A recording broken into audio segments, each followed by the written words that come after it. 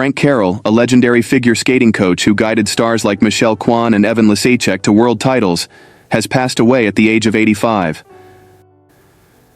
Frank Carroll, one of America's most renowned figure skating coaches, died on June 9th at his home in Palm Springs, California. He was 85 years old. Carroll's lawyer, Jonathan Jean, stated that Carroll had cancer and died due to complications from the disease and its treatment. For over 4 decades, Frank Carroll was a prominent and stylish figure in American figure skating. Always dressed in a suit, he could be seen supporting his skaters from the sidelines as they won national titles, world championships, and Olympic medals. Carroll coached Linda Fraschian to 2 world championships in the 1970s. He also mentored the talented yet troubled skater Christopher Bowman and spent a decade coaching Michelle Kwan, who dominated the sport in the 1990s and early 2000s with 5 world championships. Between 1976 and his retirement in 2018, Carroll coached skaters at 10 of the 12 Winter Olympics. He was known for fiercely advocating for his athletes. Notably, he believed that Linda Fraschian, who won silver at the 1980 Olympics, was unfairly denied the gold due to Cold War-era politics. Carroll accused 5 German-language judges of conspiring to award the gold to East German skater Annette Putsch and the men's gold to Britt Robin Cousins. Born as Francis Michael Carroll on July 11, 1938, in Worcester, Massachusetts, he was the younger of 2 children. His father was a shop teacher and his mother worked as a clerk for the city. Before we continue, don't forget to subscribe to our YouTube channel.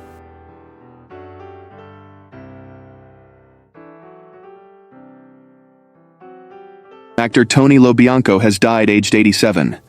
Tony Lobianco passed away last night at his horse farm in Maryland after a battle with prostate cancer. His wife, Elise, was by his side. The actor's representative confirmed that he passed away on Tuesday night after a battle with prostate cancer. The New York native began his career in the theater, appearing in a number of Broadway shows in the 60s. Lobianco then made his big screen debut in 1965 with The Sex Perils of Paulette, which also starred Alan Feinstein and Darlene Bennett. He later starred in the 1970 crime film The Honeymoon Killers. The actor then landed roles in William Friedkin's critically acclaimed 1971 film The French Connection and Larry Cohen's 1976 horror film God Told Me To. Lobianco is also known for roles in the long-running drama series Law & Order, in which he appeared in 3 episodes between 1992 and 2002. The star also received a number of awards for his humanitarian efforts, including the Man of the Year Award from the New Jersey State Senate, the Lifetime Entertainment Award from the Columbus Day Parade Committee, and the Humanitarian Award from Boys Town of Italy. Lobianco has 3 daughters with his ex-wife Dora Landi, to whom he was married from 1964 to 1984. He was then married to Elizabeth Fitzpatrick from 2002 to 2008. He later married Elise Best Muldoon in 2015. The legendary Cuban actress Isabel Moreno, a prominent figure in film, TV, and theater, passed away this weekend in Miami at 82. Her cause of death remains undisclosed. Isabel's career spanned over 60 years. She is best known for her role in the film La Bella de la Alhambra, where she played a rival singer. On TV, she starred in popular 80s telenovelas like Hoy es siempre todavía and La Séptima Familia. Born in Havana on January 28, 1942, Isabel began her acting career in the 1960s in the play La Taza de Café. She joined various theater groups but spent over 20 years at Teatro Estudio, where she participated in plays like A Streetcar Named Desire and Blood Wedding. In 1987, she won Best Leading Actress from the National Union of Writers and Artists of Cuba, IUNAC. Her film appearances included Soy Cuba, Lucia, and A Successful Man. On TV, she worked in La Botija with Vladimir Cruz and others. Isabel also taught at the National School of Art and the Higher Institute of Art. In the 90s, she moved to Venezuela, acting in telenovelas for Marte TV, RCTV, and Venevisión. In 2001, she moved to the U.S., continuing her career in theater and TV. We are saddened by the news of Alex Riel's passing on June 9th at the age of 83. Alex was a major protagonist of the Danish jazz scene, playing with international greats such as Archie Shepp, Kenny Drew, Dexter Gordon, Bill Evans, Wayne Shorter, Niels Henning Ørsted Petersen, Paula Mikkelborg, Peter Herbolzheimer, and many others.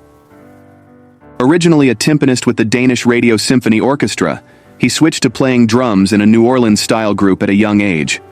Through swing and bebop, he then became involved with the avant-garde. Alex Riel had been a Paste endorser since 1969 and remained loyal to playing the Formula 602 series until his passing. He will be remembered not only as an influential drummer, but also as a lovely human being. Alex Riel was born September 1940 in Copenhagen, Denmark, and has since the 60s remained firmly established as one of the most significant and influential jazz drummers in Europe.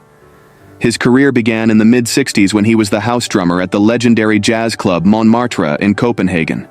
With bassist Niels Henning Ørsted Pedersen and pianist Tete Montoliu, or Kenny Drew, he accompanied musicians such as Ben Webster, Dexter Gordon, Kenny Dorham, Johnny Griffin, Don Byas, Donald Byrd, Brew Moore, and Yusuf Lateef. Homer Rice, a legendary figure in Georgia Tech athletics, has passed away at the age of 97. The school announced his death on Monday. Rice served as Georgia Tech's athletic director from 1980 to 1997. During his tenure, he made significant hires, including basketball coach Bobby Cremins, football coaches Bobby Ross and George O'Leary, and baseball coaches Jim Morris and Danny Hall. Under his leadership, Georgia Tech won the 1990 National Football Championship and their first ACC basketball championship in 1985, also reaching the Final Four in 1990. The Yellow Jackets claimed 16 ACC championships in 5 sports while Rice was in charge. Before becoming an administrator, Rice had an extensive coaching career in high school, college, and the NFL.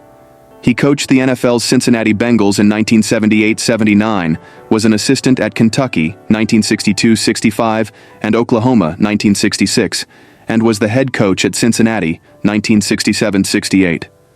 Rice also served 6 years as North Carolina's athletic director, before being hired as athletic director and football coach at Rice University in 1976.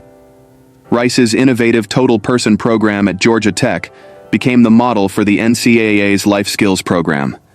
The Homer Rice Award is given annually to an FBS athletic director for significant contributions to college athletics.